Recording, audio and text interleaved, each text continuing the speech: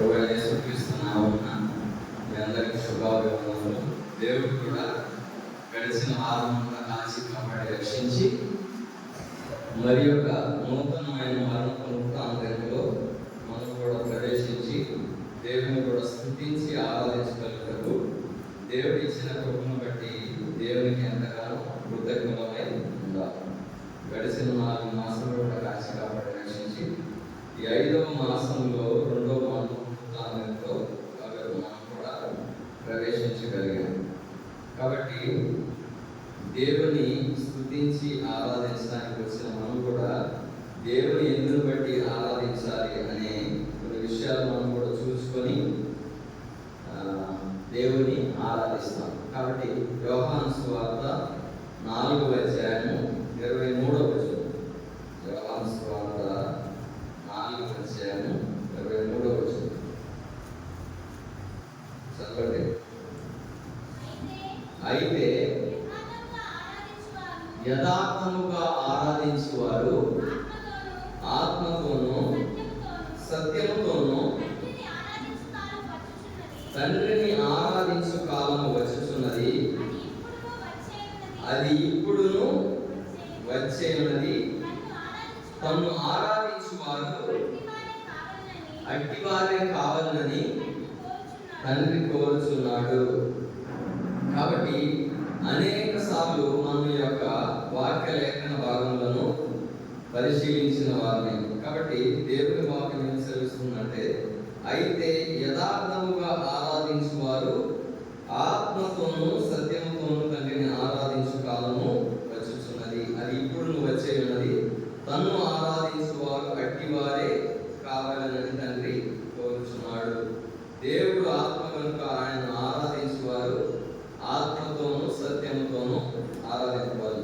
కాబట్టి మన లేఖనముల కొరకై కీర్తనల గ్రంథము 147వ అధ్యాయము మొదటి 2 వచనాలు చదువుకుందాం. కీర్తనలు 147 మొదటి 2 వచనాలు. యెహోవాను స్తుతించుడి, మన దేవునికి స్తోత్రగానం చేయుట మంచిది, అది మనోహరము. స్తోత్రము చేయుట ఒప్పిదము. యెహోవాయే యెరూషలేమును కట్టువాడు, చెదరిన ఇశ్రాయేలీయులను పోగు చేయవాడు. నేను సహాయం కొరకు మనం కూడా ప్రార్థన చేస్తాం.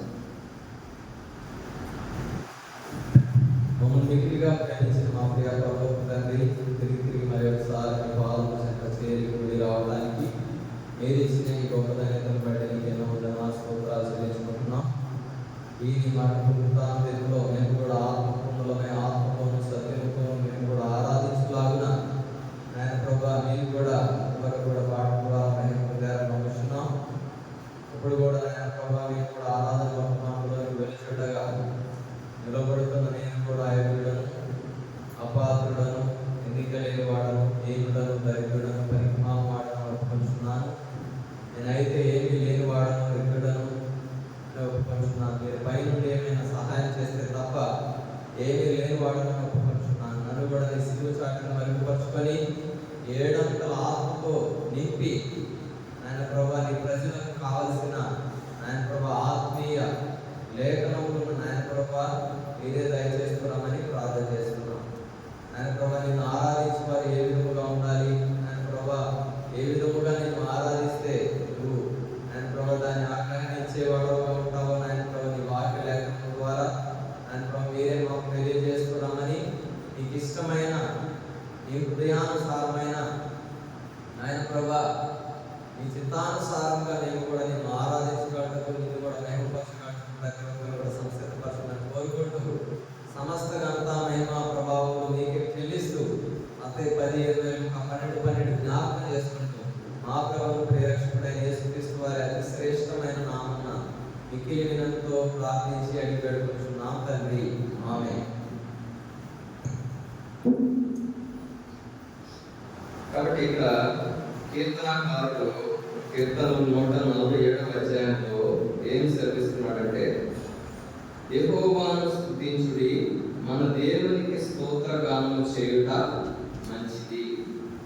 కాబట్టి దేవునిని స్తుతించే వారముగా మనం ఉండాలి. కాబట్టి బైబిల్ గ్రంథం ఏం సెలవుస్తుందంటే, సజీవులే కదా నిన్ను స్తుతించెదరు, మన్ను నిన్ను స్తుతించున. కాబట్టి దేవుని స్తుతించాలంటే మొదటిగా మనము సజీవులముగా ఉండాలి కదా. ఎవరు స్తుతిస్తారంట దేవుని? సజీవులు స్తుతిస్తారు. సజీవులే కదా నిన్ను స్తుతించెదరు, మన్ను నిన్ను స్తుతించదు, పాతాళమున నీకు స్తుతి కలుగదు. కాబట్టి మనం కూడా ఇదేనా సజీవులుగా ఉన్నాము అంటే ఈ శరీరపరమైన సజీవంగా ఉంటారు కాదు. ఇది ఏ సంబంధమైన సజీవము? ఆత్మ సంబంధముగా మనం సజీవులముగా ఉన్నామా, లేకపోతే చనిపోయిన వారముగా ఉన్నామా? మనం కూడా పరిశీలన కలిగిన వారమై దేవుని స్తుతించే వారముగా ఉండాలి. ఇక్కడ దేవుని వాక్యం ఏం తెలుస్తుందంటే, యెహోవాను స్తుతించుడి, మన దేవునికి స్తోత్రగానము చేయుట మంచిది. కాబట్టి మనం కూడా దేవుని స్తుతించవలసిన అవసరత ఉన్నది. కాబట్టి 98వ కీర్తన 3వ వచనంలో ఒక మాట ఉంది. 98వ కీర్తన 3వ వచనం,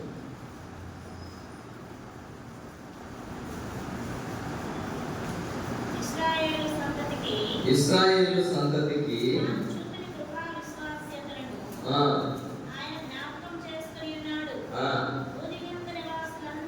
భూదిగంత నివాసులందరూ మన దేవుడు కలగజేసిన రక్షణను చూచిరి. కాబట్టి మొదటిగా మనము దేవునిని దేనిని బట్టి ఆరాధించాలంటే, మొదటి సంగతి ఏంటంటే, ఇక్కడ 98వ కీర్తన 3వ వచనంలో ఏం సెలవిస్తుందంటే, ఇశ్రాయేలు సంతతికి తాను చూపిన కృపా విశ్వాస్యతలను ఆయన జ్ఞాపకం చేసుకుని ఉన్నాడు. భూదిగంత నివాసులందరూ మన దేవుడు కలుగజేసిన రక్షణను చూసిరి. కాబట్టి మొదటిగా మనం దేవుని దేనిని బట్టి ఆరాధించాలంటే, దేవుడు మనకు కలుగజేసిన రక్షణను బట్టి మనం దేవుని ఆరాధించాలి. కాబట్టి కీర్తనలు 3వ అధ్యాయం 8వ వచనంలో మాట ఉంది. కీర్తనల గ్రంథము, రక్షణ యెహోవాది, రక్షణ యెహోవాది, నీ ప్రజల మీదకి నీ ఆశీర్వాదము వచ్చును కాక. కాబట్టి మన దేవుని ప్రజలముగా నీతి లేని మనకు నీతి కలుగజేసిన వాడుగా ఉన్నాడు. కాబట్టి పాట పాడుతున్నాక, నీతి లేని మా నీచ బ్రతుకులు నీయందు స్థిరమాయు. కాబట్టి నీతి లేని మనలను నీతిమంతులుగా తీర్చాడు. రక్షణ లేని మనకు రక్షణ కలుగజేశాడు. ఎటువంటి రక్షణ అంటే, ఇది లోకంలో పాపములో శత్రువు సాతాను చేత మనము శిక్షింపబడుతున్న మనల్ని కూడా శిక్ష నుండి తప్పించాడు. మనం కూడా మనం చేసిన అపరాధములను బట్టి, పాపములను బట్టి మనం కూడా శిక్షకు పాత్రులమై ఉండగా, ఉగ్రతకు పాత్రులమై ఉండగా, ఆయన శిలువ మరణము చేత ఆయన ఏం చేశాడంట? ఆ శిక్షను తాను భరించిన వాడుగా ఉండి, మనకు పడవలసిన శిక్షను తాను భరించి మనకు రక్షణ దయచేసిన వాడుగా ఉన్నాడు. కాబట్టి రక్షణ ఎవరిది అంటే, రక్షణ యెహోవాది. కాబట్టి భూదిగంతముల నివాసులందరూ మన దేవుడు కలుగజేసిన రక్షణను చూచి.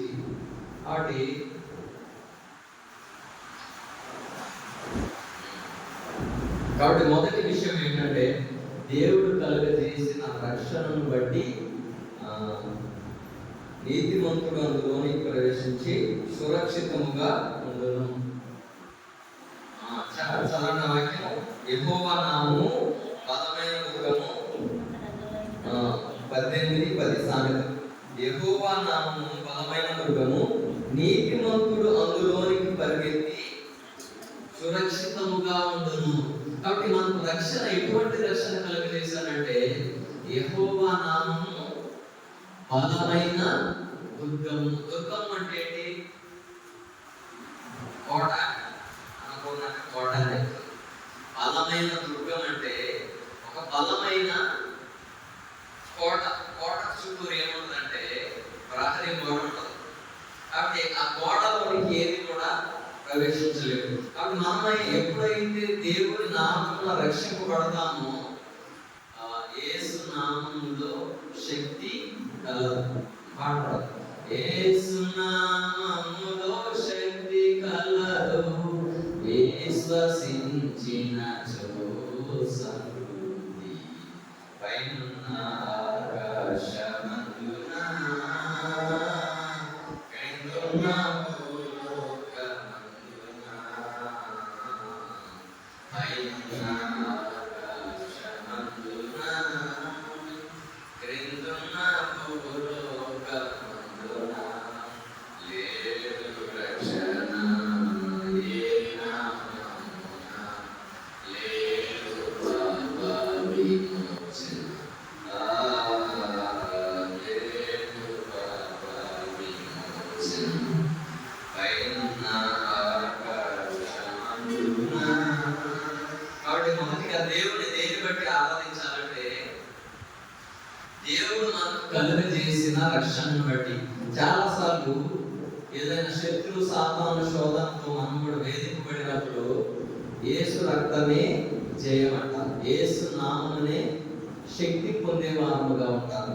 కాబట్టి యెహోవా నామము బలమైన దుర్గం, నీతిమంతుడు అందులోనికి పరిగెత్తి సురక్షితంగా ఉంటున్నాడు.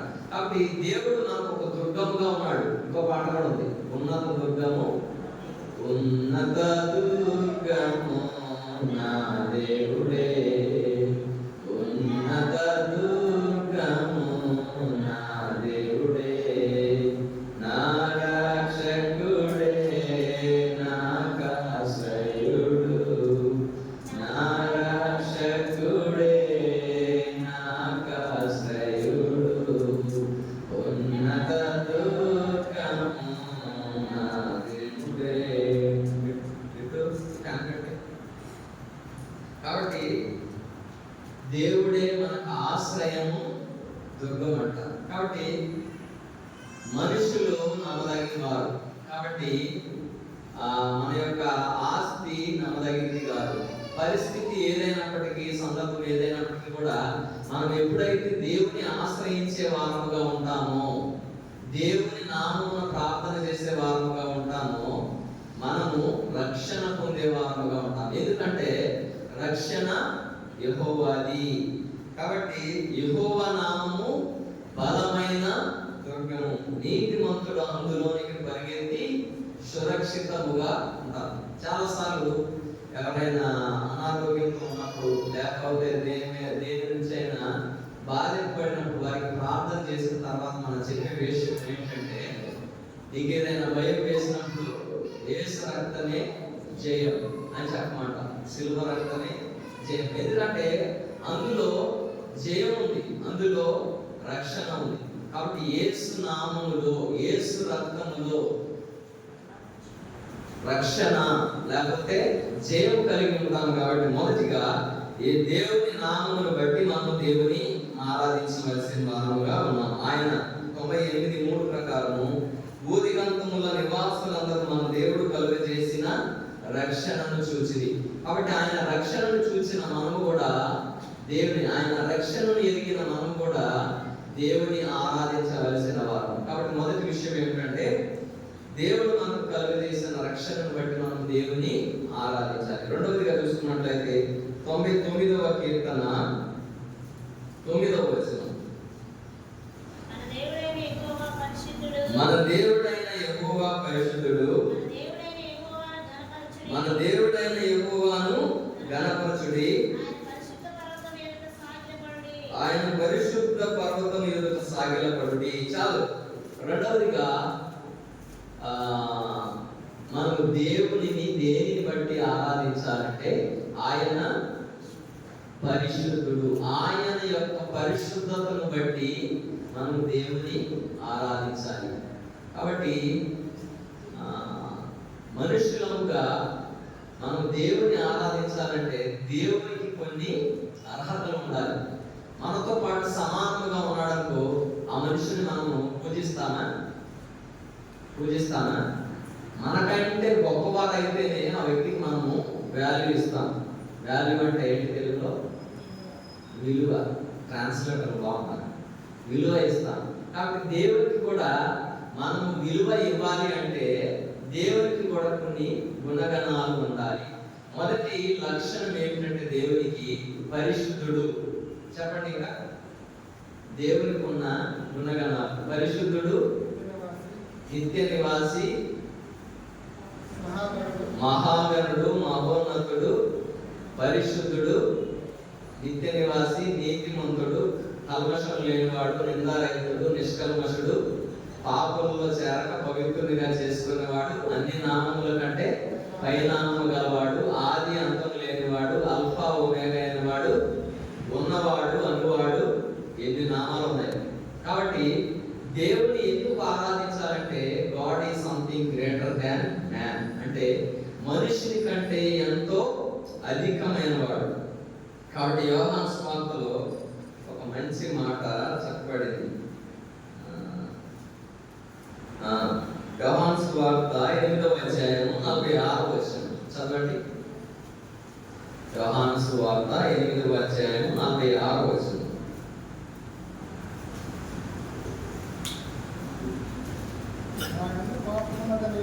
నా యందు పాపమున్నదని మీలో ఎవడు స్థాపించును? నేను సత్యము చెప్పుచున్న మీరు ఎందుకు నన్ను నమ్మరు? ఇది యేసుక్రీస్తు ప్రభువారు చెప్పే మాట ఏంటంటే, నా యందు పాపం ఉన్నదని మీలో ఎవడు స్థాపించును? Can you show sin in మీ?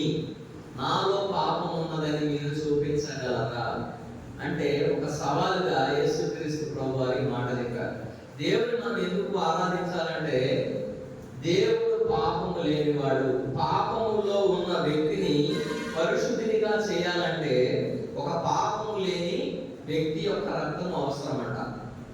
కాబట్టి ఆ పరిశుద్ధమైన రక్తమే యేసుక్రీస్తు ప్రభువారు నీ కొరకు, నా కొరకు, మన కొరకు, యావత్ మానవాళి కొరకు సిలువలో చిందించిన వారుగా ఉన్నారు. కాబట్టి దేవుడు మనం ఎందుకు ఆరాధించాలి అంటే మన దేవుడైన యెహోవా పరిశుద్ధుడు. మన దేవుడైన యెహోవాను కనపరచుడి, ఆయన పరిశుద్ధ పర్వతం ఎదుట సాగిలపడుడి.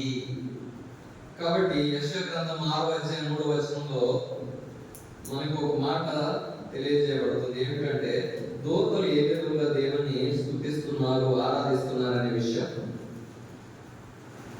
వారు సైన్యములకు అధిపతి యెహోవా పరిశుద్ధుడు, పరిశుద్ధుడు, పరిశుద్ధుడు, సర్వలోకము ఆయన మహిమతో నిండి ఉన్నదని గొప్ప స్వరంతో గాన ప్రతిగానములు చేయుచుండిరి. వారి కంఠ స్వరముల వలన గడప కమ్ముల పునాదులు కలుచు మందిరము దోమల చేత నిండగా చాలు. ఇక్కడ ఏంటంట, వారు నిత్యము పరిశుద్ధుడు, పరిశుద్ధి. ఇంకా పైన చదివితే రాజైన విజయముద్దున సంవత్సరం అత్యున్నతమైన సింహాసనమందు ప్రభు ఆసీనుడై ఉండగా నేను చూసి తిని, ఆయన చొక్కాయి అంచులు దేవాలయమును నిండుకొనెను. ఆయనకు పైగా సెరూపులు నిలిచి ఉండేది. అంటే సెరూపులు అంటే మహాదూతలు, ఆయనకు పైగా మహాదూతలు నిలిచి ఉండేది. ఒక్కొక్కరికి 6 రెక్కలు ఉండేను. ప్రతివాడు 2 రెక్కలతో తన ముఖమును, 2తో తన కాళ్ళను కప్పుకొనుచు 2తో ఎగురుచుండెను. వారు సైన్యములకు అధిపతి యెహోవా పరిశుద్ధుడు, పరిశుద్ధుడు, పరిశుద్ధుడు, సర్వలోకం ఆయన మహిమతో నిండి ఉన్నదని గొప్ప స్వరంతో గాన ప్రతిగానములు చేయుచుండిరి. కాబట్టి మహాదూతలు ఆయనకు పైగా నిలిచి ఉన్నారట. వారికి 6 రెక్కలు ఉన్నాయట. 2టితో మొహమును కప్పుకొనుచు, 2టితో తమ ముఖమును కప్పుకొనుచు, 2టితో తన కాళ్ళను కప్పుచు, 2టితో ఎగురుచు నిత్యము పరిశుద్ధుడు, పరిశుద్ధుడు, పరిశుద్ధుడని గాన ప్రతిగానములు చేయుచు వచ్చారట. కాబట్టి దేవదూతలు చేసే ఈ గొప్ప పనిని దేవుడు ఏం చేశాడంట? ఎన్నిక లేని మనకు ఆయనను స్తుతించడానికి, ఆయన ఆరాధించడానికి దేవుడు అటువంటి గొప్ప భాగ్యాన్ని మనకి ఇచ్చాడు. కాబట్టి ఈ స్తుతి ఆరాధన అనేది మనము ఎప్పటి వరకు చేయగలం అంటే ఈ భూమి మీద ఉన్నంత వరకే మనం చేయగలం.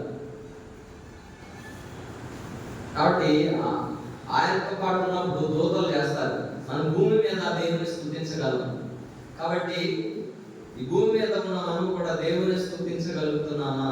కాబట్టి నేను పరిశుద్ధుడనై ఉన్న ప్రకారం మీరును పరిశుద్ధులై ఉండుడి. కాబట్టి ఆయన మనల్ని పరిశుద్ధులుగా చేశాడు. పరిశుద్ధమైన దేవుడిని బట్టి మనం రెండవదిగా దేవుని ఆరాధించాలి.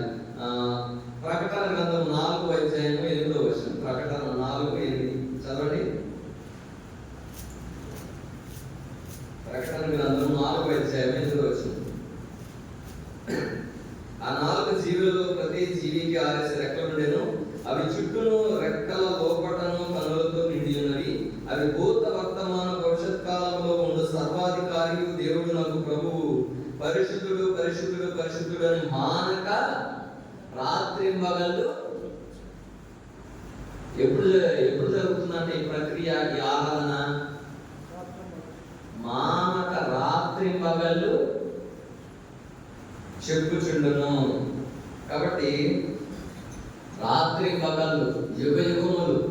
కాబట్టి ఈ ఆరాధన అనేది దేవునికి అందించబడుతుంది. కాబట్టి మనం కూడా దేవుని ఎరిగినప్పటికీ, ఆయన మహత్కార్యములు ఎరిగినప్పటికీ, ఆయన రక్షణను ఎరిగినప్పటికీ, పరిశుద్ధులంగా చేయబడినప్పటికీ కూడా మనకు దేవుని కనీసం ఆదివారం వచ్చి కూడా దేవుని స్తుతించలేని వారముగా ఉంటున్నాను. కాబట్టి ఎంతసేపు మన ఆరాధన ఉత్తమంగా ఆరాధన చేయమంటాం. ఎంతసేపు మన ఆరాధన నిమిషం. కానీ ఇక్కడ దూతలు మానక రాత్రింబగళ్ళు ఆరాధన చేస్తున్నాయంట. అదే రాత్రింబగళ్ళు ఏం చెప్తున్నాయంట? పరిశుద్ధుడు పరిశుద్ధుడు పరిశుద్ధుడు అని మానక రాత్రింబగళ్ళు మనం ఒక పరిశుద్ధుడు పరిశుద్ధుడు అని 1 గంట అనమంటే అంటామంట. మనకు బోరు కొట్టేసి ఒక 2 నిమిషాలు అనగానే ఇంకెంతసేపు చెప్తూ పరిశుద్ధుడు అని చాలా చెప్పింది. వేరేది ఏమైనా ఉంటే చెప్పండి. అది పరిశుద్ధుడు కాకుండా ఇంకేమైనా ఉంటే చెప్పమాట. కానీ ఆ దూతలు నిత్యం ఏమని చెప్తున్నాయంట? మానక రాత్రింబగళ్ళు యుగ యుగములు కూడా పరిశుద్ధుడు పరిశుద్ధుడు పరిశుద్ధుడు అని చెప్తున్నాయి. ఎందుకంటే ఆయన పరిశుద్ధుడు కాబట్టి, ఆయన పరిశుద్ధమైన రక్తం చేత మనం కొనబడ్డాము కాబట్టి, మనం కూడా పరిశుద్ధులుగా చేయబడ్డాము కాబట్టి ఆ దూతలు మానక రాత్రింబగళ్ళు చేయబడతారు. ఆ విధంగా దేవుని స్తుతించి ఆరాధించాము. కాబట్టి రెండవదిగా దేవుని ఎందుకు మనం ఆరాధించాలంటే దేవుని పరిశుద్ధతను బట్టి మనం దేవుని ఆరాధించాలి. మొదటిగా దేవుని బట్టి ఆరాధించాలి. దేవుడు మనకు కలుగజేసిన రక్షణను బట్టి మనం దేవునికి ఆరాధించాలి. రెండవదిగా దేవుని యొక్క పరిశుద్ధతను బట్టి, ఆయన పరిశుద్ధుడుగా ఉన్నాడు, మనం కూడా పరిశుద్ధులుగా చేశాడు కాబట్టి దానిని బట్టి మనం దేవుని, ఆయన యొక్క పరిశుద్ధతను బట్టి మనం దేవుని ఆరాధించాలి. మూడవదిగా చూసుకున్నట్లయితే కీర్తనల గ్రంథము 18:31. కీర్తనల గ్రంథము 18:31. యెహోవా తప్ప దేవుడేటి? మన దేవుడు తప్ప ఆశ్రయ దుర్గమేది? మూడవదిగా దేనిని బట్టి మనం దేవుని ఆరాధించాలి అంటే ఆశ్రయ దుర్గము. యెహోవా తప్ప దేవుడేడి? మన దేవుడు తప్ప ఆశ్రయ దుర్గమేది? ఇందాక పాడారు, ఉన్నత దుర్గము నా దేవుడే, నా రక్షకుడే, నాకు ఆశ్రయుడు. అక్కడ పాటలో దేవుని యొక్క ఆశ్రయం గురించి ఎంతో గొప్పగా వివరించబడింది. కాబట్టి యెహోవా తప్ప దేవుడు ఏడి? కాబట్టి ఏలియా ఒక సంగతి చెప్పాడు. ఏం చెప్పాడు? ఒక సంగతి చెప్పాడు. యెహోవాయే దేవుడా లేక వేరే దేవతలు ఉన్నారా అని 18వ అధ్యాయం మొదటి రాజులు 18వ అధ్యాయం 21వ వచనం చదవండి. ఏలియా జనులందరి దగ్గరకు వచ్చి, ఎన్నాళ్ళ మట్టుకు మీరు 2 తలంపుల మధ్య తడబడుచుందురు? యెహోవా దేవుడైతే ఆయనను అనుసరించుడి, బయలు దేవుడైతే వానిని అనుసరించుడని ప్రకటన చేయగా జనులు అతనికి ప్రత్యుత్తరముగా ఒక మాటను పలకక పోయిరి. కాబట్టి దేవుని మందిరంలో చేరి వచ్చిన మనం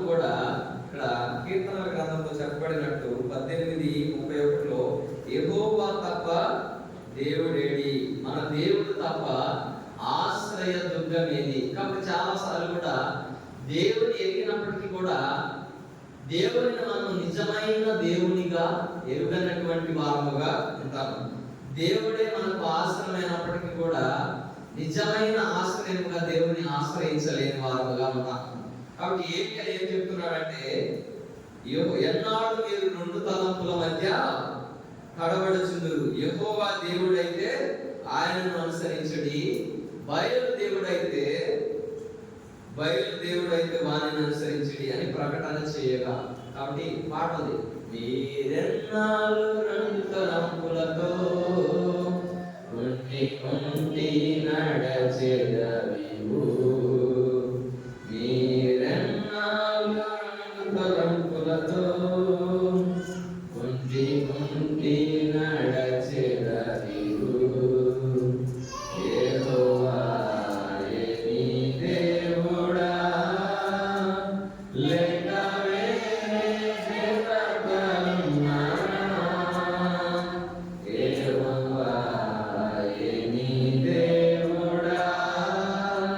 దేవుడా లేక వేరే దేవతలున్నా,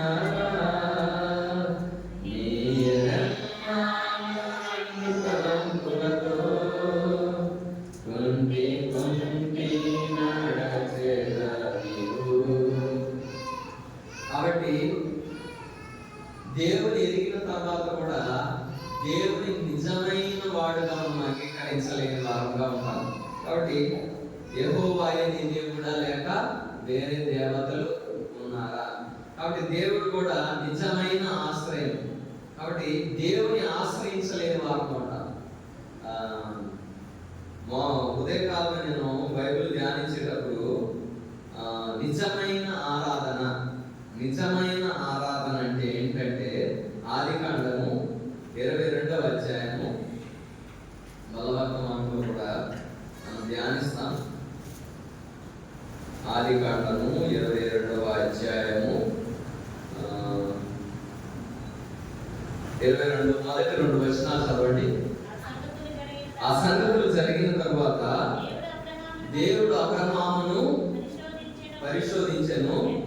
ఎట్లనగా ఆయన అబ్రహామా అని పిలువక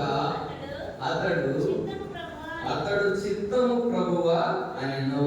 అప్పుడు ఆయన, నీకు ఒక్కడైన నీ కుమారుని అనగా నీవు ప్రేమించి ఇస్సాకును తీసుకొని మోరియా దేశమునకు వెళ్ళి అక్కడ నేను నీతో చెప్పు పర్వతములలో ఒకదాని మీద దహన బలిగా అతను అర్పించుమని చెప్పాను. కాబట్టి దేవుడు అబ్రహాముకు వాగ్దానం ఎన్ని సంవత్సరముల అప్పుడు ఇచ్చారు? 75 సంవత్సరాలు అప్పుడు దేవుడు వాగ్దానం ఇచ్చాడు. కాబట్టి ఇస్సాకు ఎన్ని సంవత్సరాలకు జన్మించాడు? 100 సంవత్సరాలకు జన్మించాడు. కాబట్టి ఈ జరిగిన సంఘటన ఎన్ని సంవత్సరాలకు మళ్ళీ దేవుడు అడుగుతున్నాడు? 20 సంవత్సరాలకు అడుగుతున్నాడు. కాబట్టి అప్పుడు ఇస్సాకు వయస్సు 20 సంవత్సరాలు, అబ్రహాము వయస్సు 180 సంవత్సరాలు. ఏమడుగుతున్నాడంటే దేవుడు, అబ్రహామా అని పిలువగా అతడు చిత్తము ప్రభువా అన్నాడు. అప్పుడు ఆయన, నీకు ఒక్కడై ఉన్న నీ కుమారుని ఏంటి అనగా నీవు ప్రేమించి ఇస్సాకును తీసుకొని మోరియా దేశమునకు వెళ్ళి అక్కడ నేను చెప్పబోవు పర్వతములలో ఒకదాని మీద దహన బలిగా అర్పించమని అబ్రహాముతో చెప్పారు. కాబట్టి బైబిల్ గ్రంథంలో మొదటి ఆరాధన ఎవరు చెల్లించారంటే అబ్రహాం చెల్లించారు. ఏ ఆరాధన అంటే అది ఇక్కడ క్లియర్ గా చదివితే, నీకు ఒక్కడై ఉన్న నీ కుమారుని, రెండవదిగా నీవు ప్రేమించు ఇస్సాకును తీసుకొని. కాబట్టి ఆరాధన అంటే ఏంటంటే, ఏదైతే మనకు ప్రాముఖ్యమైనదో, ఏదైతే మనం ఎక్కువగా ప్రేమించగలుగుతున్నామో, దేనికి ఎక్కువ ప్రాధాన్యతను ఇస్తున్నామో దానిని దేవునికి అర్పించటమే నిజమైన ఆరాధన. ఏంటంట? చాలాసార్లు మనం కూడా ఏమన్నా ఆరాధన చేస్తాం, ఏమీ లేదయ్యా నా దగ్గర, ఏం లేదా నా దగ్గర, ఏమీ లేదు నాయన నాకు ఈ చిన్న స్థుతి ఆరాధన, చిన్న స్థుతి పెద్ద స్థుతి కూడా కాదు. లోకలేమో నిత్యము రాత్రి పగలు మానక పరిశుద్ధుడు పరిశుద్ధుడు అని చెప్తున్నాడు. మనం చేసే ఆరాధన ఏంటంటే ఏమీ లేదు నాయన నా దగ్గర, విరిగి నలిగిన హృదయంతో, మరి అది విరిగిందో నలిగిందో తెలియదు కానీ విరిగి నలిగిన హృదయంతో ఈ కొద్ది నా స్థుతి ఆరాధన నీకే సమర్పిస్తున్నాను తండ్రి. కానీ అబ్రహాము చేసిన ఆరాధన ఏంటంటే తనకు ఒక్కగానైన కుమారుడు పుట్టక 75 సంవత్సరాలకు దేవుడు వాగ్దానం ఇస్తే ఆ వాగ్దానం 100 సంవత్సరాలకు నెరవేరబడింది. ఆ 100 సంవత్సరాలకు నెరవేర్చబడిన తర్వాత ఇంకా 120 సంవత్సరాల కంటే ఇస్సాకుకు అది ఆ కుర్చీ తీసుకుని ఆయన కూర్చోరు. 120 సంవత్సరాలకు మళ్ళీ ఇస్సాకును దేవుడు బలిగా అర్పించమని అడిగాడు. ఎందుకు అడిగాడంటే దేవుడు అబ్రహామును పరీక్షించడానికి, కాబట్టి పరీక్షించడానికి దేవుడు అడిగాడు. కాబట్టి విశ్వాసులంగా మన యొక్క జీవితంలో కూడా పరీక్ష అనేది ఏదో ఒక ఏజ్ లిమిట్ వరకు పరీక్షిస్తాడనేది కాదు. మనము ఈ భూమిని విడిచిపెట్టేంత వరకు, మన జీవనం ఈ భూమి మీద ముగించేంత వరకు కూడా దేవుడు మనల్ని పరీక్షించేవాడుగానే ఉంటాడు. కాబట్టి ఈ పరీక్షలో మనము జయించే వారముగా ఉంటామా, దేవునికి ఎక్కువ ప్రాధాన్యతనిచ్చే వారముగా ఉన్నామా? కాబట్టి దేవుని కంటే దేనిని ఎక్కువగా ప్రేమించినా అది ఏమైపోతుందంట విగ్రహం అయిపోతుందంట. కాబట్టి మనం కూడా అబ్రహాము దేవుడి కంటే కూడా దేనికి కూడా ఎక్కువగా ప్రేమించలేదు. కాబట్టి అటువంటి రీతిగా దేవునికి ఎక్కువ ప్రాధాన్యతనిచ్చి దేవుని కనపరిచే వారముగా మనం ఉండాలని, దేవునికి మొదటి స్థానం ఇచ్చే వారముగా ఉండాలని దేవుని ఆశ ఉన్నది. ఆశ్రయదుర్గము, దేవుడే మనకు ఆశ్రయదుర్గం. 18:31 యెహోవా తప్ప దేవుడేడి, మన దేవుడు తప్ప ఆశ్రయదుర్గం ఏది? 115వ కీర్తన 3వ వచనం చదవండి.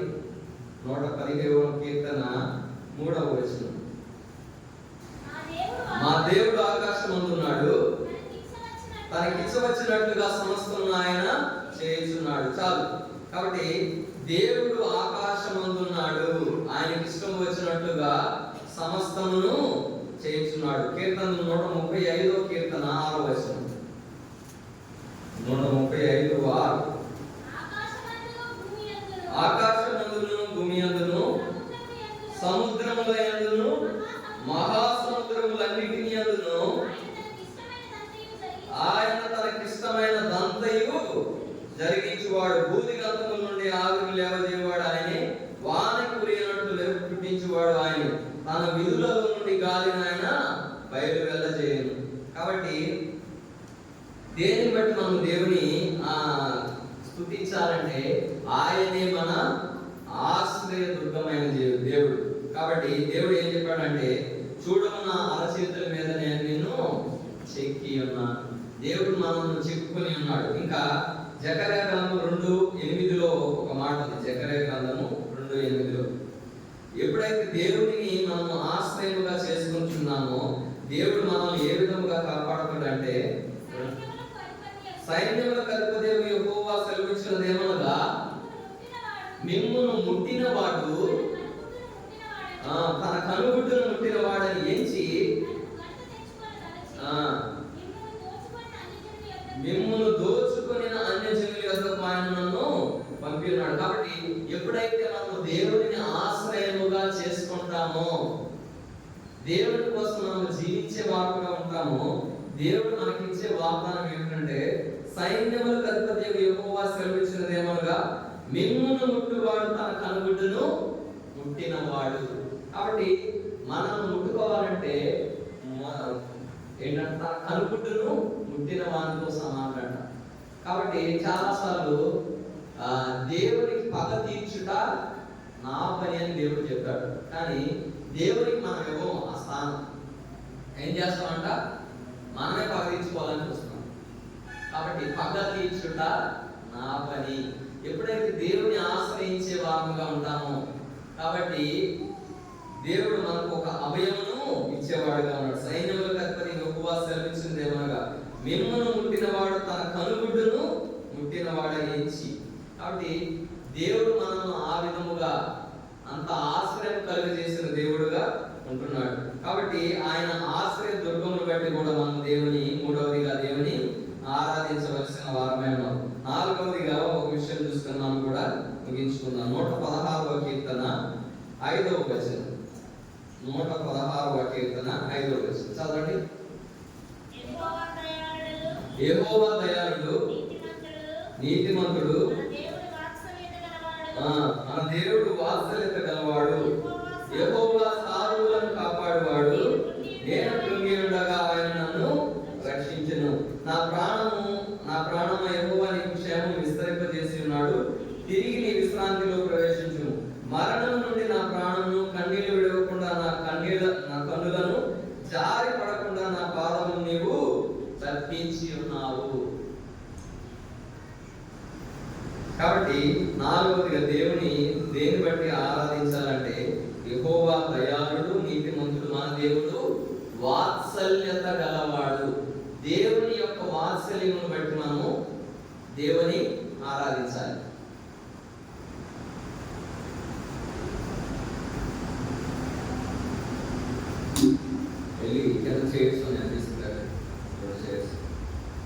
కాబట్టి యెహోవా దయాళుడు, నీతిమంతుడు. కాబట్టి ఆయన వాత్సల్యమును బట్టి మనం కూడా దేవుణ్ణి ఆరాధించవలసిన వారమై ఉన్నాం.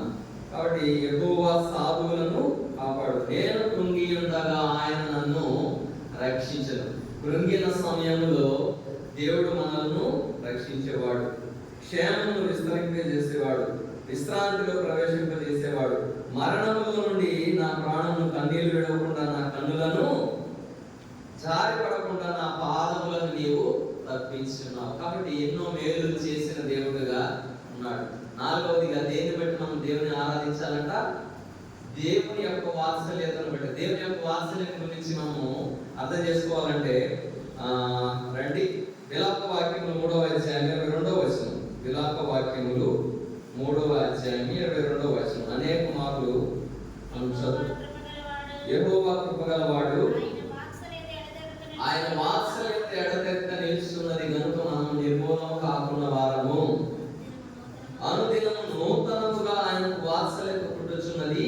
నీవు ఎంతైనా నమ్మదగినవాడు. యెహోవా కృపగలవాడు, ఆయన వాత్సల్యత ఎడతెగక నిలుచుచున్నది గనుక మనం నిర్మూలము కాకుండా. కాబట్టి దేవుని వాత్సల్యత, దేవుని కృప, దేవుని దయ ఎడతెగక మన పైన ఉన్నదంట. అంటే మనము దేవునికి ఇష్టలుగా జీవించినప్పుడు మన పైన కృప చూపించడం, మన పైన దయ చూపించడం కాదు. మనము దేవునికి అవిధేయులుగా ఉన్నప్పటికీ, దేవునికి అయిష్టలుగా ఉన్నప్పటికీ, దేవుని ప్రేమించినప్పటికీ, దేవునికి వ్యతిరేకంగా జీవించినప్పటికీ, దేవునిని నిజమైన దేవుడుగా మనం నమ్మనప్పటికీ, దేవునిని ఆశ్రయించినప్పటికీ, దేవుని యొక్క వాత్సల్యము మనం గుర్తించినప్పటికీ కూడా ఆయన వాత్సల్యత ఏ విధంగా ఉందంట మన పైన? యెహోవా కృపగలవాడు, ఆయన వాత్సల్యత ఎడతెగక నిలుచుచున్నది గనుక మనము నిర్మూలం కాకుండా. కాబట్టి దేవుని వాత్సల్యత నిరంతరము మన పైన లేకపోతే మనం ఎప్పుడో నిర్మూలం అయిపోయేవారు. కాబట్టి ఏ స్థితిలో ఉన్నప్పటికీ కూడా దేవుని వాత్సల్యత, కృప, దయ, కనికరము ఎడతెగక మన పైన ఉన్నదంట, నిరంతరము మన పైన ఉన్నదంట. కనుకనే మనం నిర్మూలన కాకుండా నూతనముగా, ఇక్కడ మంచి వాక్యం ఉపయోగించారు, అనుదినము నూతనముగా ఆయనకు ఏంటంట? అనుదినము నూతనముగా ఆయనకు వాత్సల్యత పుట్టుచున్నది. నీవు ఎంతైనా నూతనముగా వాత్సల్యత పుడుతున్నది. పిల్లలు చూడాలి ఏంటంట? నూతనముగా పుడుతుందంట. ఎందుకంటే మనం కూడా మన పిల్లలను రోజు ఒకే రీతిగా ప్రేమించాం కదా. పిల్లలు అప్పుడప్పుడు కొన్ని తప్పిదాలు చేస్తారు, మనం చెప్పిన మాట వినరు. విన్నప్పటికీ కూడా వారిని ప్రేమిస్తాం. ఎందుకు? వాళ్ళు మన రక్తం పంచుకొని ఉంటారు. కాబట్టి వాళ్ళు తప్పిదములు చేసినప్పటికీ మనం వ్యతిరేకముగా మన మాట విననప్పటికీ కూడా వారిని ప్రేమిస్తాం, వారిపైన కృప చూపిస్తాం, వారిపైన దయ చూపిస్తాం, కనికరం చూపిస్తాం. కాబట్టి దేవుడు కూడా మనము తన స్వరక్తమిచ్చి సంపాదించిన సంఘంలో చేర్చాడు కాబట్టి, తన ఆఖరి రక్త పొట్టు వరకు కూడా మన కొరకు కార్చాడు కాబట్టి, ఆయనకు మన పైన ఉన్న ప్రేమను బట్టి ఆయనకి ఏముంటుందంట, అనుదినము నూతనముగా ఆయనకు వాత్సల్యత పుట్టుచున్నదంట, నూతనముగా పుడుతుందంట. కాబట్టి ఆ నూతనమైన వాత్సల్యత దేవుడికి మన పైన లేకపోతే మనం ఏనాడు నశించి నరకాగ్నికి వెళ్ళిపోయేవారు. కాబట్టి నాలుగవది దేన్ని బట్టి మనం దేవుని ఆరాధించాలంటే ఆయన వాత్సల్యతను బట్టి మనం దేవుని ఆరాధించవలసిన వారమై ఉన్నాం. కాబట్టి వాత్సల్యత గురించి చూసుకోవాలంటే చాలా విషయాలు ఉన్నాయి. 78:38 చదవండి. కీర్తనలు 78:38. కీర్తనల గ్రంథము 78వ అధ్యాయం 38వ వచనం. అయితే ఆయన వాత్సల్య సంపూర్ణుడై వారిని నశింపజేయక వారి దోషము పరిహరించువాడు, తన ఉగ్రతను ఏమాత్రము రేపుకొనక పలుమారులు కోపం అణుచుకునేవాడు. అయితే ఆయన వాత్సల్య సంపూర్ణుడై, ఆయన వాత్సల్యత కూడా సంపూర్ణత ఉన్నదంట. కాబట్టి మనుషులంలో మనం అనేక సార్లు ఈ సంపూర్ణతను కోల్పోయే వారుగా ఉంటాం. అనేక సార్లు మనుషుల ఎదుట మనము కనికరమును దయను చూపించలేని వారుగా ఉంటాం. కాబట్టి దేవుడు అయితే ఏ విధంగా ఉన్నాడంటే, అయితే ఆయన వాత్సల్య సంపూర్ణుడై, వాత్సల్య పూర్ణుడై కాదు, వాత్సల్య సంపూర్ణుడై వారిని నశింపజేయక వారి దోషమును పరిహరించువాడు అన్న దగ్గర ఒకటి అనుంది. ఏముంది అక్కడ? ఒకటి కింద దోషమునకు ప్రాయచిత్తము చేయువాడు. సంపూర్ణుడిగా ఏ విధముగా అయ్యాడంటే, ఏ విధముగా మన దోషమునకు ప్రాయచిత్తము చేశాడంటే, ఆయన రక్తమాంసములు చేసే ప్రతిసారి కూడా మనము దేవుని దగ్గర ఒప్పుకుంటూ ఉంటాం కదా. దేవుడు మన పాపములను దోషములను ప్రాయచిత్తం చేసేవాడుగా ఉంటాడు, అంటే క్షమించేవాడుగా ఉంటాడు. దేవుడి గురించి ఇంకో మాట ఏం చెప్పాడంటే, క్షమించుటకు సిద్ధ మనసు గలవాడంట దేవుడు. ఏంటంట? క్షమించడానికి సిద్ధముగా ఉంటాడంట. ఎప్పుడు నా ప్రజలు ఒప్పుకుంటారు, నేను ఎప్పుడు వారిని క్షమించాలి అని ఆయన వాత్సల్యత అంత గొప్పదిగా ఉన్నదంట. కాబట్టి నాలుగవదిగా ఆయన వాత్సల్య సంపూర్ణుడై వారిని నశింపజేయక వారి దోషమును పరిహరించువాడు, తన దోషమునకు ప్రాయచిత్తము చేయువాడు, తన ఉగ్రతను ఏమాత్రము రేపుకొనక పలుమార్లు కోపము అణుచుకునేవాడు. కోపము అనేక మార్లు మనం దేవుడికి కోపం రేపినప్పటికీ కూడా పలుమార్లు దేవుడు తన కోపమును రేపుకొనక కోపమును అణుచుకునేవాడు.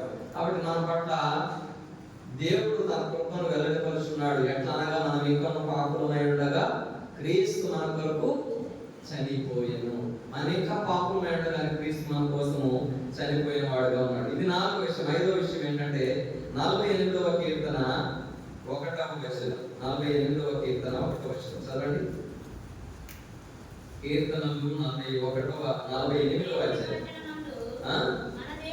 మన దేవుని పట్టణమందు ఆయన పరిశుద్ధ పర్వతమందు యెహోవా గొప్పవాడును కీర్తనీయుడునై ఉన్నాడు. చాలు. మన దేవుని పట్టణమందు ఆయన పరిశుద్ధ పర్వతమందు యెహోవా గొప్పవాడును బహు కీర్తనీయుడునై ఉన్నాడు. కాబట్టి 5వదిగా దేవుని ఎందుకు ఆరాధించాలి అంటే, దేవుని పట్టణంలోకి దేవుడు మనల్ని చేర్చాడు. ఏంటి ఆ పట్టణం అంటే? దేవుని మందిరమే. కాబట్టి దేవుని మందిరంలో, లోకంలో పాపంలో శాపంలో మలినంలో ఉన్న మనల్ని దేవుని పట్టణానికి ఆ మునుపు దూరస్థులమైన మనల్ని ఇప్పుడు ఏం చేశాడంట? సమీపస్తులుగా చేశాడంట. కాబట్టి దేవుని పట్టణంలో మనల్ని చేర్చిన వాడుగా ఉన్నాడు. ఇంకో వచనం ఏంటంటే 122:9 చదవండి. 122వ కీర్తన 9వ వచనం.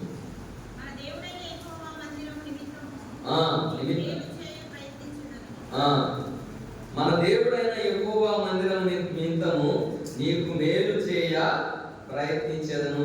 కాబట్టి దేవుని మందిరంలో మనకు కూడా ఏముంటదంట? మేలు ఉంటదంట. ఒక పాట ఉంది. నీ మందిరమునందు నివసించువారు ధన్యులు ధన్యులు, నీ వలన బలముందువారు ధన్యులు ధన్యులు, నీ వలన బలముందువారు ధన్యులు ధన్యులు.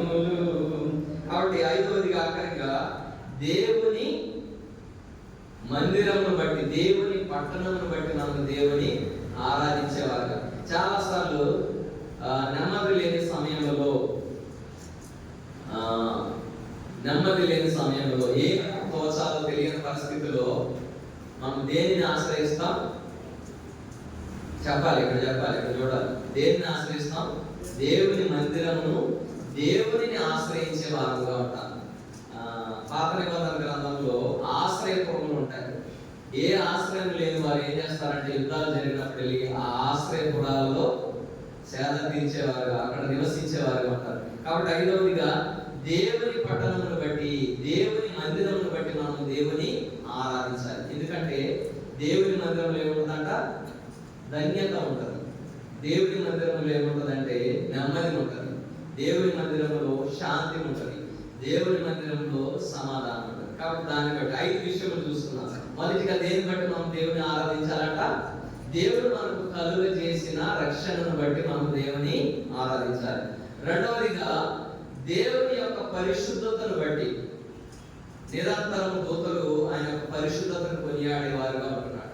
కాబట్టి ఆయన మనకు కలుగ చేసిన పరిశుద్ధతను బట్టి మనం దేవుని ఆశ్రయించాలి. మూడవదిగా దేవుడు మనకు కలుగ చేసిన ఆశ్రయమును బట్టి, దేవుడే మనకు ఆశ్రయము దుర్గముగా ఉన్నాడు. యెహోవా నామం బలమైన దుర్గం, నీతిమంతుడు అందులోనికి పరిగెత్తి సురక్షితంగా ఉంది. కాబట్టి మూడవదిగా ఆయన మనకు కలుగజేసిన ఆశ్రయమును బట్టి దేవుని ఆరాధించాలి. నాలుగవదిగా ఆయన యొక్క వాత్సల్యతను బట్టి, దినదినం నూతనమైన విధానంలో మన పైన తన వాత్సల్యత పుట్టుచున్నది కనుక మనము నిర్మూలం కాకుండా ఉన్నాము. యెహోవా వాత్సల్య సంపూర్ణుడై తన కోపమును రేపుకొనక పలుమార్లు అణుచుకొనుచు మనను క్షమించడానికి సిద్ధ మనసు కలిగి దేవుడుగా ఉన్నాడు. కాబట్టి తన యొక్క వాత్సల్యతను బట్టి కూడా మనం దేవుని ఆరాధించాలి. ఆఖరిగా మన యొక్క దేవుని మందిరమును బట్టి దేవుడు మనకిచ్చిన ఆధిక్యతను బట్టి, దేవుడు మనము మేలులతో నింపిన దాన్ని బట్టి మనం కూడా దేవుని ఆరాధించాలి. ఈ 5 విషయాలు బట్టి మనం కూడా దేవుని ఆరాధించడం గాక. కొద్ది మాటలు దేవుడు దీవించి ఆశీర్వదించును గాక. ఆమేన్. మనం కూడా ఈ సమయంలో ఒక పల్లవి పాడుకుందాం.